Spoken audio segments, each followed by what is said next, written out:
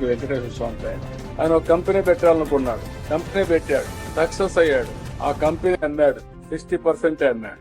60% అమ్మితే 1.5 బిలియన్ అంటే సుమారు 6,000 కోట్లు వచ్చింది. ఈ సంపద వెంకటేశ్వర స్వామి ఇచ్చాడు కాబట్టి ఆయనకి తిరిగి ఇవ్వాలని ఆ భక్తులు నిర్ణయించుకొని 121 కేజీల బంగారం వెంకటేశ్వర స్వామికి ఇస్తున్నాడు. ఇప్పుడు 121 కేజీలు అంటే దగ్గర దగ్గర 140 కోట్లు, 150 కోట్లు. ఆయన అడిగింది ఒకటే అడిగాడు, నాకు లెటర్ ఇచ్చాడు, సార్ నా పేరు మాత్రం చెప్పొద్దండి, చెప్తే మళ్ళా నాకు ఇది వస్తుంది, మీరు కావాలని చెప్పమని చెప్పాను. అంటే మీరు గుర్తుపెట్టుకోవాల్సింది ఆయనకు ఒక ఇంట్యూషన్, భగవంతుడు ఒక ఇంట్యూషన్ 121 కేజీలు ఇమ్మన్నాడు. కానీ వెంకటేశ్వర స్వామి రోజుకి 120 కేజీలు ఆభరణాలు ధరిస్తాడు.